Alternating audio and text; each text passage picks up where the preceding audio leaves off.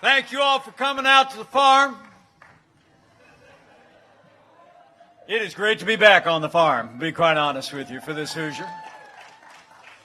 And it's great to be here with some incredible people. Will you join me in thanking Congressman David Rouser? He is an incredible conservative voice and has been an ally for this administration every day. And also, I'm honored to be here. The next Superintendent of Public Instruction for North Carolina, Catherine Truitt, is with us.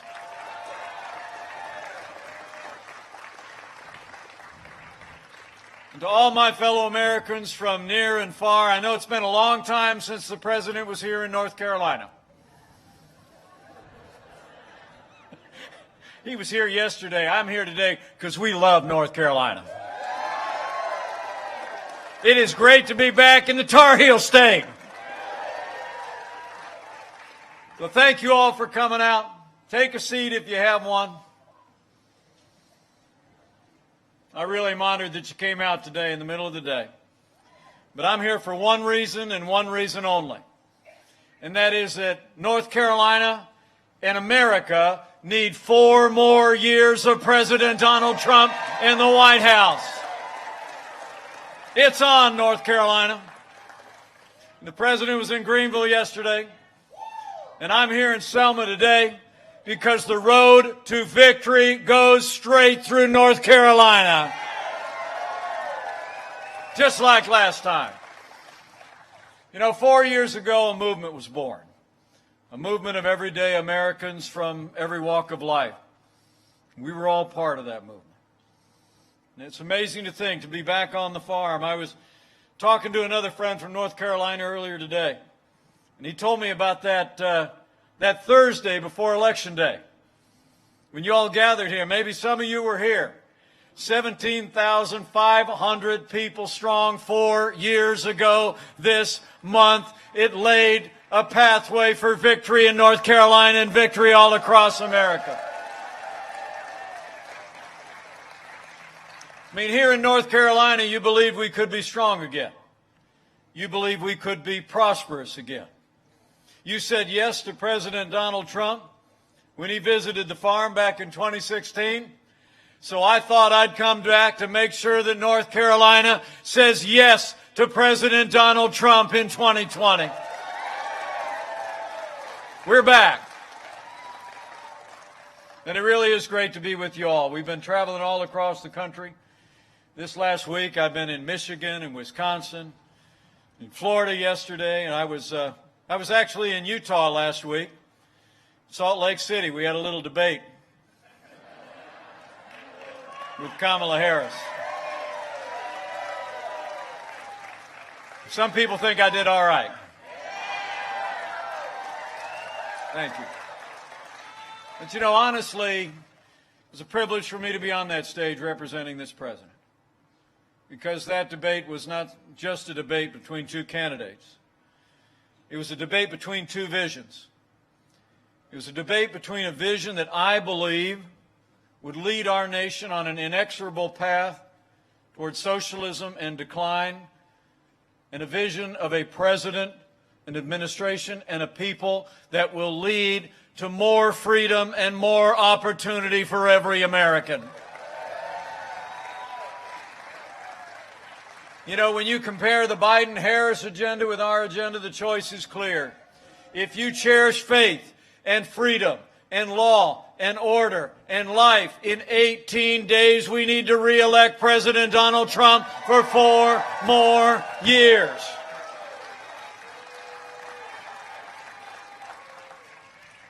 You know, it's amazing to think about all the progress that we made. 4 years ago, when you gathered here at the farm with the candidate, Donald Trump, we were inheriting a military that had been hollowed out by years of devastating budget cuts. Our economy was struggling to break out of the slowest recovery since the Great Depression. Terrorism was on the rise around the world.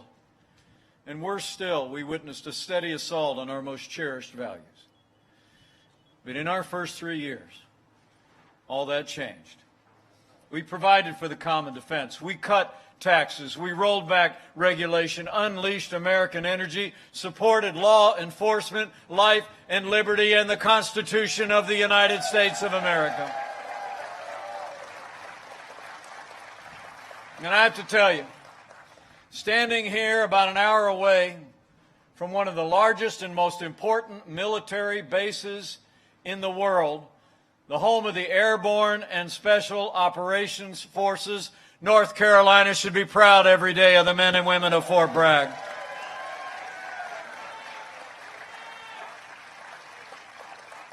I visited those amazing soldiers not long ago, and I have to tell you, on their behalf, and as the proud father of a United States Marine and the father-in-law of a United States Navy pilot, I am proud to report to you that under President Donald Trump's leadership, in less than 4 years, we've rebuilt our military.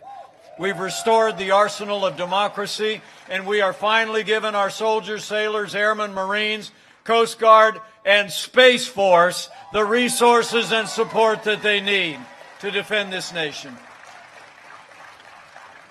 President Donald Trump has actually signed the largest increase in our national defense since the days of Ronald Reagan. That includes 300 new tanks. And we passed the largest military pay raise for our men and women in uniform in more than 10 years. And with that renewed American strength, we've taken the fight to radical Islamic terrorists on our terms, on their soil. In fact, last year, America's special forces captured the last inch of territory of the ISIS caliphate, and they took down their leader without one American casualty. Abu Bakr Baghdadi is gone. You know, that mission was named Operation Kayla Mueller. It was named after an incredible young woman whose parents I was with just last week when I was in Salt Lake City. When Joe Biden was Vice President of the United States, our military came to the White House, said they knew where Kayla Mueller was being held by Baghdadi. She was held for 18 months and dealt with inexplicable terrors and abuse. But history records when they came to the White House under the Obama-Biden administration, our military had a plan to go in, but they delayed fully for a month. And by the time our special forces went in, they arrived on the scene, and all the evidence suggested that Kayla Mueller had been moved 2 days before. She's about the age of my 2 daughters right now, and I can't even imagine the loss that family experienced. And they said, they truly believed if President Donald Trump had been president, things would be different, and Kayla Mueller would still be here.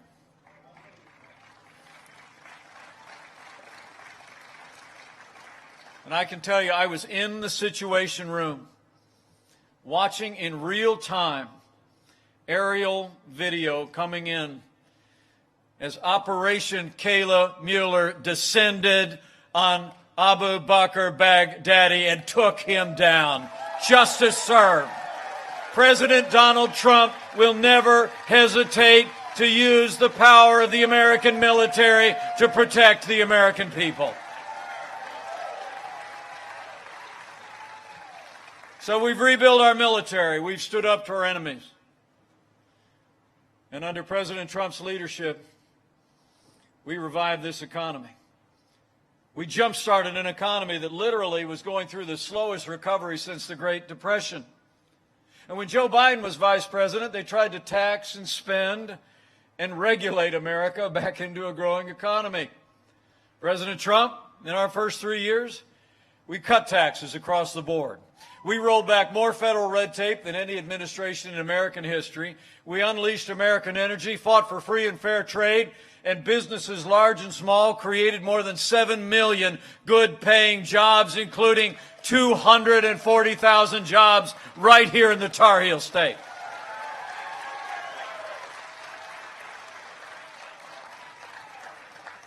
And I have to tell you, as a son of the heartland myself, I grew up with a cornfield in my backyard. I couldn't be more proud standing in this beautiful North Carolina farmland to serve alongside a president who has always fought for family, farmers, and ranchers every single day. You know, when we cut taxes, the president made it possible for what's called immediate expensing of equipment. Anybody who knows anything about farming knows that the input costs are the biggest challenge. And so it was a tremendous boon to farmers with the cost of equipment, of a combine and a really good tractor.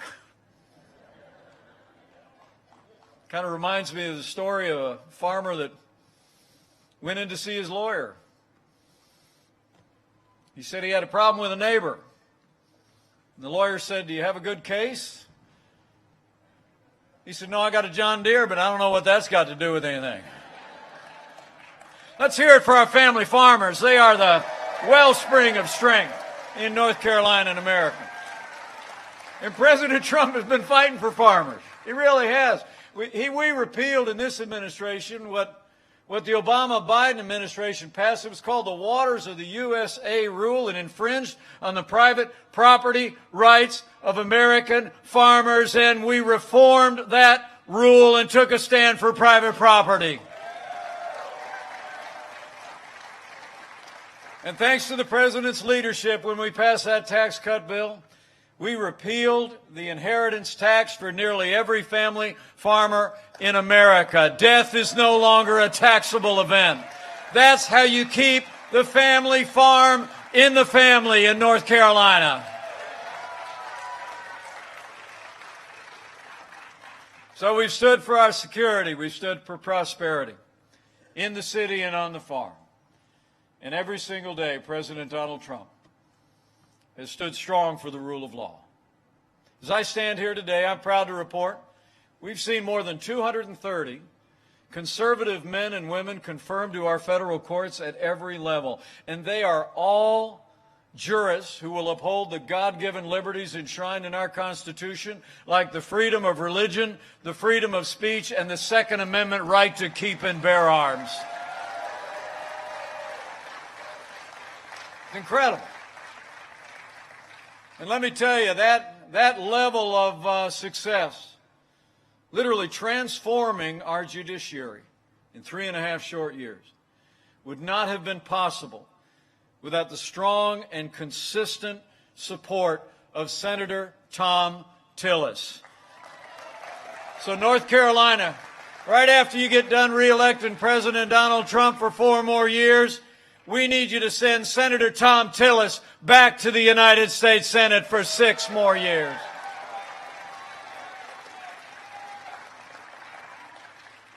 You know, last month we rightly paused as a nation to honor the life and service of the late Justice Ruth Bader Ginsburg.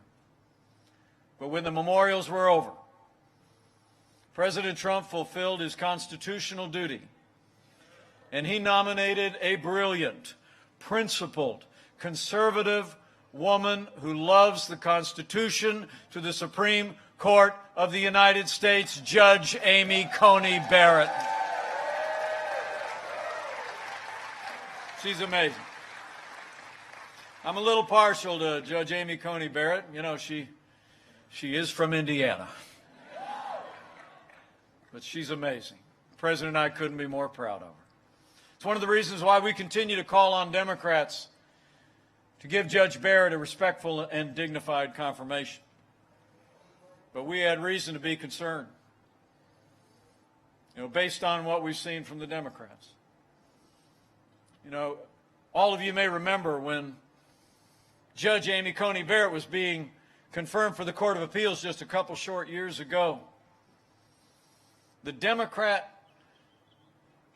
ranking member of the Judiciary Committee, actually said she was concerned about Judge Barrett's Catholic faith. She said, quote, "The dogma lives loudly within you." And Hollywood elites started off this time just the same, criticizing her faith and her convictions. Well, I got news for the Democrats and their friends in Hollywood. That dogma lives loudly in me. That dogma lives loudly in you. And that dogma and the right to live, to work, to worship according to the dictates of your faith lives loudly in the Constitution of the United States of America.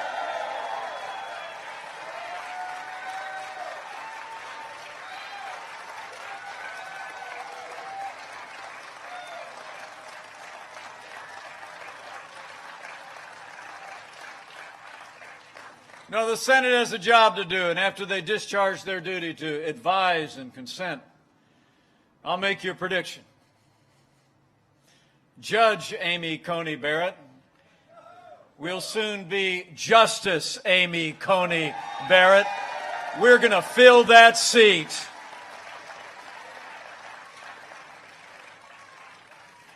You know, while we're talking about the Supreme Court, yeah, we're going to fill that seat, I promise. Get ready. While we're talking about the Supreme Court, you all in North Carolina deserve to know.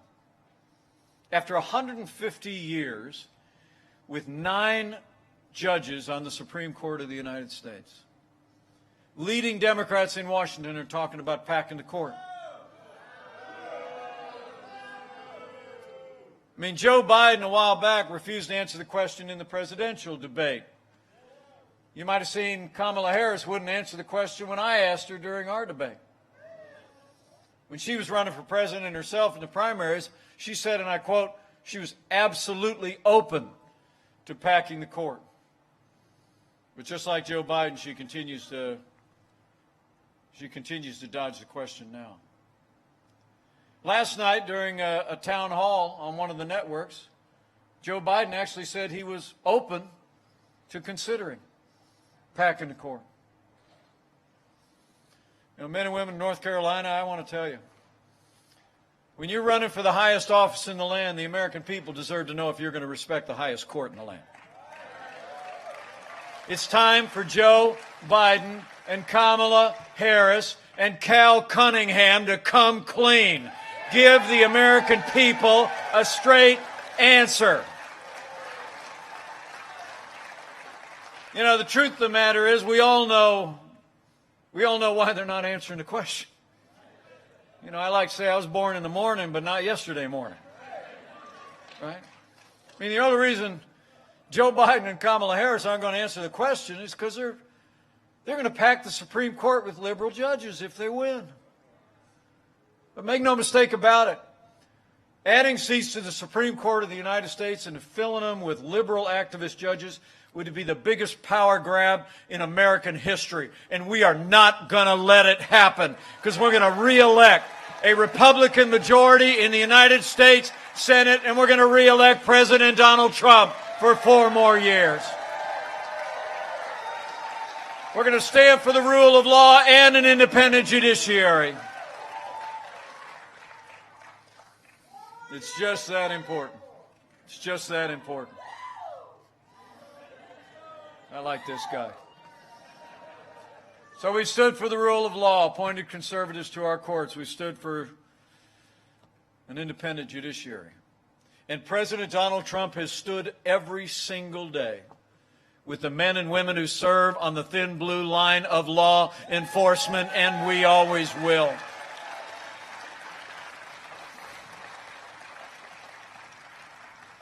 You know, the President and I know what you all know.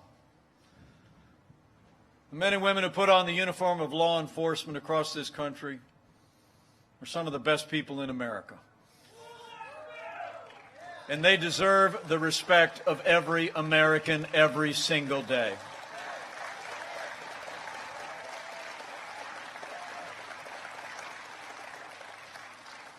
You know, my uncle was a police officer for 25 years in Chicago, Illinois.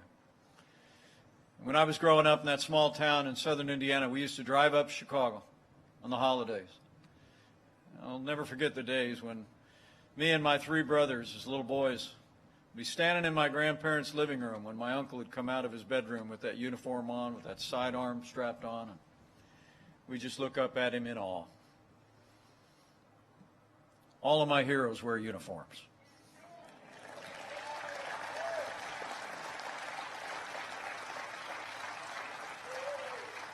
Now, the President and I will always support the right of every American to peaceful protest. It's enshrined in our Constitution. But rioting and looting is not peaceful protest. Burning businesses is not free speech. I was in Minneapolis not long ago. I traveled there with a wonderful African-American business owner named Flora Westbrook. Flora told me about the salon she'd established 35 years ago on a street in Minneapolis. It's a pillar of the community. And how just 2 days after the killing of George Floyd, she watched as violent protesters came closer and closer and closer until the night they burned her salon to the ground. She and I stood there along what remained of her salon. And I looked her in the eye and I told her, we're going to make our streets safe again for every American of every race and creed and color, and we're going to rebuild bigger and better than ever before. You know, for months, all Joe Biden talked about was peaceful protesters. Remember, all summer long, that's all we heard.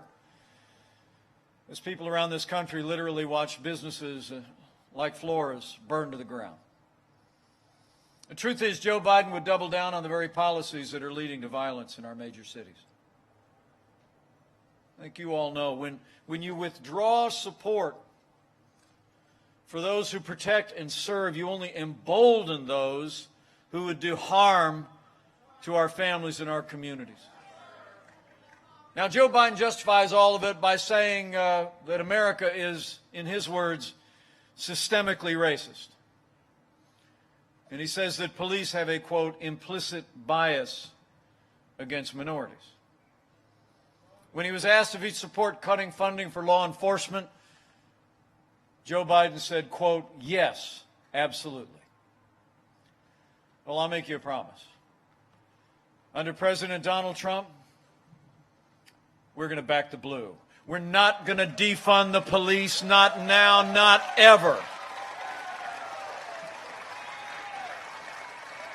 We are going to have law and order in every city, in every state, for every American of every race and creed and color. So help us God.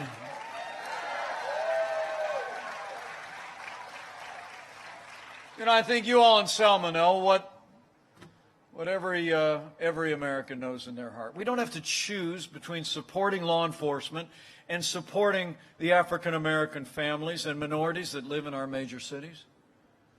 The truth is, our administration has been supporting law enforcement, some 4,000 new police officers on the streets. We launched Operation Legend as we saw violence rise in our major cities. But I also couldn't be more proud to be vice president to a president that saw the lowest unemployment ever recorded for African Americans. We saw the record investment in historically black colleges and universities, so well represented here in North Carolina. We passed opportunity zones that have created investment, and we've supported school choice so that any American of any race or income can choose where their children go to school. We've supported law enforcement, supported our African American communities, and we're going to do both for the next 4 years.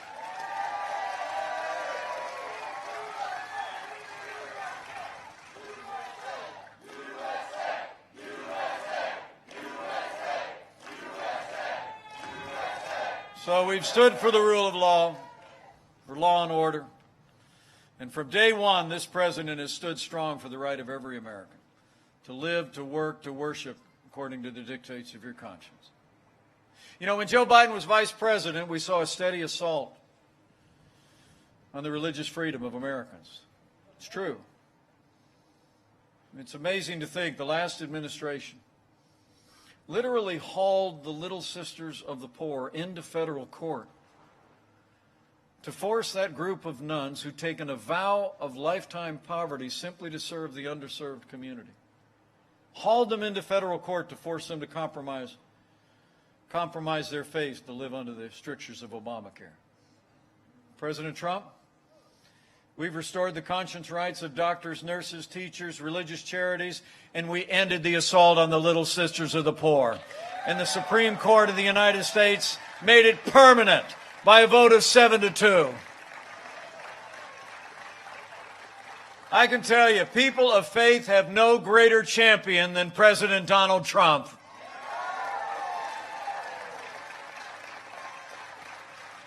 And finally, where Joe Biden and Kamala Harris support taxpayer funding of abortion all the way up to the moment of birth, they're calling for historic increases in the largest abortion provider in America and want to fund and promote abortion around the world. I couldn't be more proud to serve alongside a president who stands without apology for the sanctity of human life.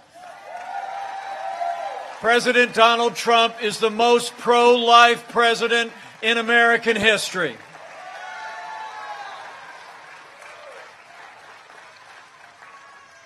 So we rebuilt our military. We revived our economy. We stood for law and order, liberties, and life. We did it all in the first 3 years. And let me say, none of that would have been possible without the strong and consistent support of North Carolina's delegation to Congress. That's why when you re-elect President Donald Trump, we need North Carolina to send Congressman David Rouzer, Congressman Richard Hudson, and Madison Cawthorn, and all the Republicans in the House back to a new Republican majority and retire Nancy Pelosi once and for all.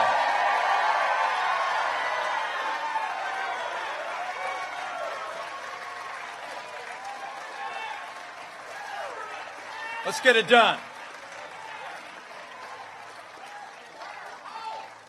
I mean, it's amazing. It's humbling for me to have been a part of it.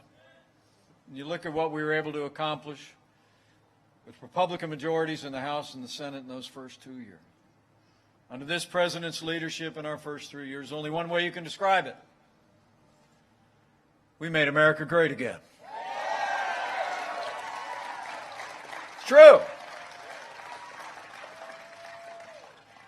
And then the coronavirus struck from China. But I'm here to tell you, before the very first documented case of community transmission happened in February, in the month of January, President Donald Trump did what no American president had ever done. He put the health of Americans first. He suspended all travel from China, the second largest economy in the world. Now, Joe Biden said that was, quote, hysterical. He said it was, quote, xenophobic. He actually wrote in the month of January that closing down your border during a pandemic would make things worse. But I can tell you, as head of the White House Coronavirus Task Force, President Donald Trump's decision to shut down all travel from China saved hundreds of thousands of American lives and bought us time to stand up the greatest national mobilization since World War II. It's true. We reinvented testing. More than 120 million tests have been done so far. We saw in the manufacture and distribution of billions of PPE, medical supplies, and equipments to our incredible doctors and nurses. We've developed medicines that are literally saving lives across the country, and we are on track to have the first safe and effective coronavirus vaccine before the end of this year. That's leadership. And let me say, on behalf of the President and the First Lady, how moved we've all been by the outpouring of prayers and concern for the first family just a few short weeks ago. But the President and I really know that the concern and the prayers expressed for them is just emblematic of the love and the care and the concern and the prayers that Americans have ushered for all of those who have struggled every day over these last 8 months in the midst of this pandemic. And so can we just take a moment? Can we just give a round of applause for the doctors, the nurses, the caregivers, the first responders, and everyone who's been there for family members, neighbors, and friends who've suffered, lost, and struggled in the midst of this pandemic. Heroes all.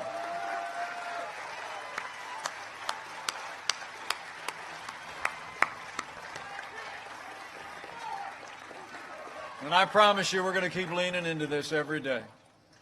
The White House Task Force met again today before I left to come to North Carolina. We're making sure that our doctors and nurses and hospitals have all the resources that they need. We're going to keep protecting the vulnerable. We're going to keep saving lives. We'll soon have a vaccine and literally millions of doses available under Operation Warp Speed.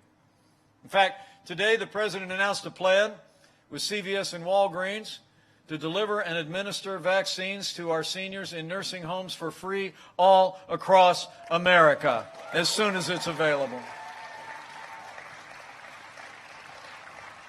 So we're making progress. And where Joe Biden is talking about shutting down the economy, under President Donald Trump, we're opening up America again.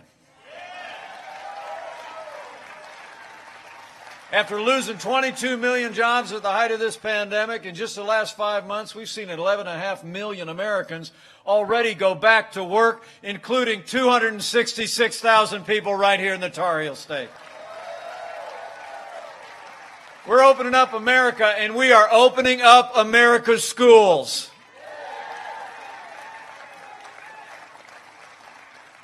I'm proud to report to you that school teacher I've been married to for 35 years is already back in the classroom, teaching art at a little Christian school. And we just authorized the distribution of over 100 million rapid tests, 15-minute tests, and we're shipping them out to school nurses and administrators all across America so we can get our kids back in the classroom and keep them back in the classroom safely where they belong. And it's not just been about what's happening in the classroom. We're back on the gridiron. The ACC has been back for nearly a month. Tar Heel football is back. Wolfpack football is back. Pirates football is back. And in a week, I heard the Tar Heels and the Wolfpack are going to be facing off at Kenan Stadium. How much do you love football in the fall in North Carolina? I don't care who you're for. So we've gone through a time of testing. It's been a challenging year. But in 18 days, we're coming to a time for choosing. That's what brings me here today. It's what brought the president to these grounds 4 years ago, right about this time. The truth of the matter is, for as dramatic as the choice was in 2016, I will tell you, I think the choice in this election has never been clearer, and the stakes have never been higher. It's amazing to think in the middle of a global pandemic, Joe Biden wants to raise taxes by $4 trillion. Right at the time that we're looking to businesses to open their doors to put Americans back to work, they want to crush American businesses with higher taxes. I mean, Joe Biden actually said that he was going to repeal all the Trump tax cuts on day one. That would actually mean the average American family of four would see their taxes go up by about $2,000.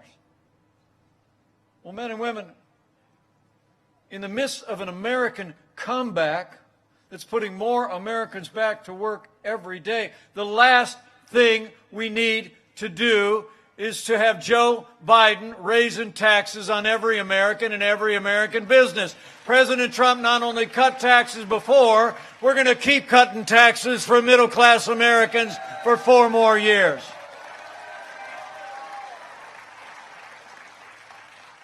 And it's not just about taxes. Joe Biden wants to bury our economy under an avalanche of red tape. He's got his own version of the Green New Deal, although he just seems to keep forgetting that he's for it. See that debate last night? Not debate, that town hall?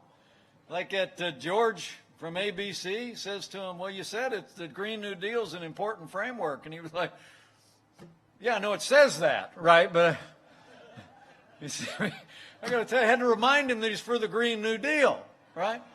And USA Today even said his version of the Green New Deal, isn't that too different from AOC's version of the Green New Deal? He wants to put us back in the Paris Climate Accord. President Donald Trump has actually advanced policies where we have the cleanest air and land ever recorded, literally the cleanest water in the world, and we're still a net exporter of energy for the first time in 70 years. We can do it all. We can protect our environment and be energy independent. That's the leadership of President Donald Trump. And the president was talking today about seniors. Seems like every time an election gets a little closer, Democrats start talking about what Republicans are going to do. But I'm here to tell you, as the president said today down in Fort Myers, President Donald Trump has protected Social Security and Medicare every single day, and we're going to protect it every day for 4 more years. We lowered the cost of prescription drugs. In fact, Medicare Premium Advantage premiums actually fell by 34%. Where when Joe Biden was vice president, drug prices literally skyrocketed. And if you look at it, Joe Biden and Kamala Harris have a far-left health care plan that literally threatens private health insurance and will limit your choice of doctors. Remember, he actually wants to keep Obamacare going. And suddenly you got a lot of Democrats that like to talk up Obamacare, but I got to tell you, when we took office, Obamacare was a disaster. You remember, they said if you like your doctor, you can keep it. Not true. If you like your health insurance, you can keep it. Wasn't true. They said insurance premiums were going to go down. Well, insurance premiums had doubled by the time we took office. And Joe Biden wants to take us down the pathway to socialized medicine. He's got a public option in his Obamacare. And Bernie Sanders was even bragging not long ago that he's going to be the one writing health care reform if they win the Senate and they win the White House. Well, I'm going to tell you something. With 4 more years, President Donald Trump and I are going to give the American people, we're going to lower the cost of health insurance without growing the size of government. And we will say with one voice, America will never be a socialist country. We're going to reject socialized medicine, and we're going to give Americans medicine and health care based on free market principles and consumer choice. Beyond health care, the choice in this election couldn't be clearer when it comes to trade. So important in a place like North Carolina and all across America. You know, when we took office, literally half of our international trade deficit was with China. We were losing $500 billion a year to communist China. Now, Joe Biden, he's been a cheerleader for communist China every step of the way. It's true. He said that the rise of China economically, giving rise to those incredible deficits, was a positive development. President Trump, we put China on notice. We said the era of economic surrender is over. He imposed tariffs and demanded that China open their markets to what we grow and what we make and respect the private property rights of every American. And when it comes to our neighbors to the north and the south, I don't know about you here in North Carolina, but over in the Hoosier State, in the 25 years since NAFTA, we literally saw entire communities shuttered as factories closed and jobs moved south of the border. And for all those 25 years, Joe Biden never lifted a finger to reform it. But under President Donald Trump, the man who wrote The Art of the Deal, Americans got a great deal. NAFTA is gone. The USMCA is here to stay, and it's a huge win for North Carolina agriculture and North Carolina manufacturing. In fact, I'm actually told that experts suggest that we're going to sell $2.2 billion more in agricultural exports to Canada and Mexico alone. Now, y'all deserve to know, though, Joe Biden's running mate, Kamala Harris, was one of only 10 members of the Senate to vote against the USMCA. She said it didn't go far enough on climate change. And Kamala Harris put her radical environmental agenda ahead of North Carolina's farmers, North Carolina's workers. President Donald Trump and I are always going to put American farmers and American workers first.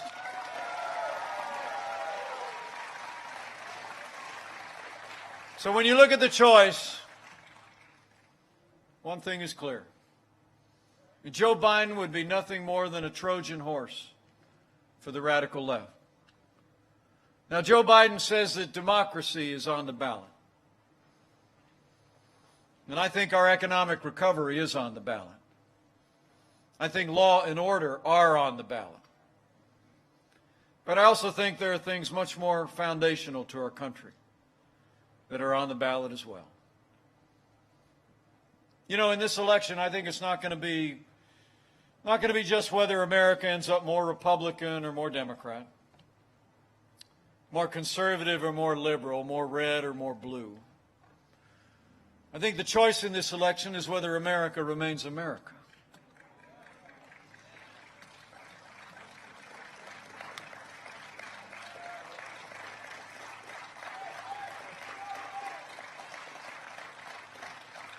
Whether we're going to chart a course on all the ideals that Old Glory represents, of freedom, individual responsibilities, and the American dream, or whether we're going to let Joe Biden, Democratic Party, and the radical left take America to a very different place.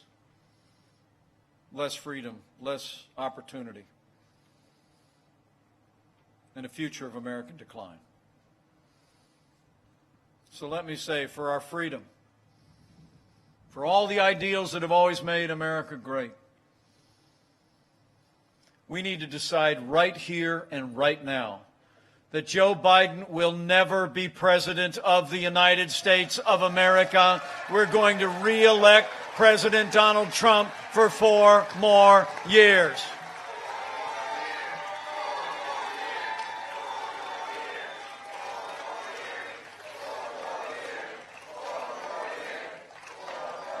It's that important. It's that important. It's about freedom.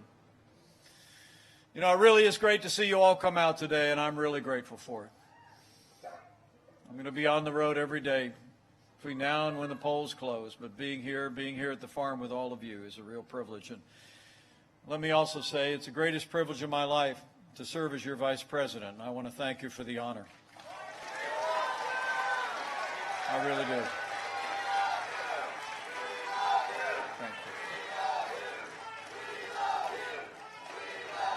It's the greatest privilege of my life to serve alongside this president. You know, I really didn't know him that well before he called me up and asked me to join this ticket a little more than 4 years ago. I'll never forget the night I was at the governor's residence in Indiana. I'd been told the call was coming in. My wife and I had prayed all the way through it. I'd seen this man up close. I'd seen his leadership. I knew he had the right vision to bring this country back. I knew we'd say yes in a heartbeat. It was about 11 o'clock and the phone rang. My wife at my side, I picked up the phone and I heard that familiar voice. And he said, "Mike, it's going to be great."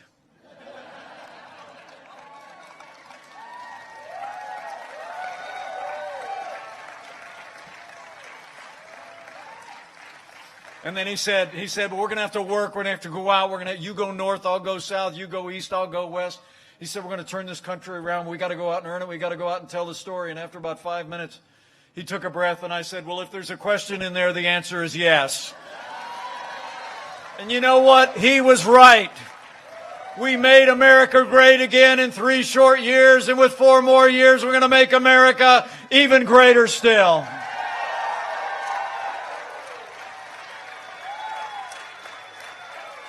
But it's going to take all of us. It's going to take all of us to do it. You know, the President and I, some people think we're kind of different. But I can tell you, we've gotten to be very close friends. I've seen him when the cameras are off. And I can tell you firsthand, there's not a day gone by against unprecedented opposition that this president hasn't gotten up and fought to keep the promises that he made to the people of this country. Now it's our turn to fight for him. It's on, North Carolina. We need to bring it. So I got a couple things I want to ask you to do over the next 18 days. First off, I need you to vote, North Carolina. I need you to vote for 4 more years of President Donald Trump in the White House. You know, early voting started yesterday. So after we finish up here, if you don't have plans, I'd like you to go over to the Richard Harrison Gymnasium, 601 West Noble Street, and vote to re-elect President Donald Trump. And remember, friends don't let friends vote alone. Bring a family member, bring a neighbor, bring a coworker, and vote to re-elect this president. Secondly, after you vote, I want you to go tell somebody what you heard here today. Okay? I want you to talk to people at work and at worship. I mean, get online, post something on your Facebook page. Say, I was out at the farm, I ran into Mike. I even came out because I thought it was going to rain, I didn't care. And he got up there and talked for like 45 minutes, just giving the top lines of everything we've done and the choice that we face as a nation. You know, I got to tell you, 4 years ago, I never doubted. I never doubted that something very special was happening across the country, and I feel just the same way now. Because the truth of the matter is, 4 years ago I had the sense that I have today. You know, the American people in a very real sense were starting to turn the sound down on all the pundits and the prognosticators on the television. We were just starting to talk to each other. I mean, people started to say, you know, we can have a president again that doesn't apologize for America, but stands up for America on the world stage.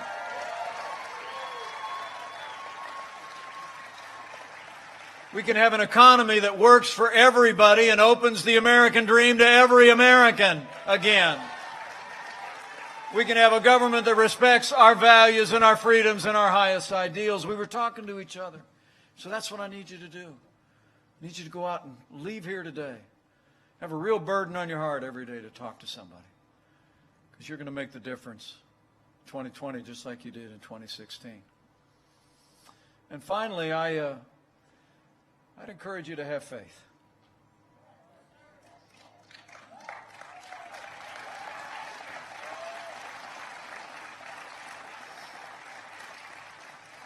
You know, I truly do believe in those ancient words. Where the Spirit of the Lord is, there's freedom.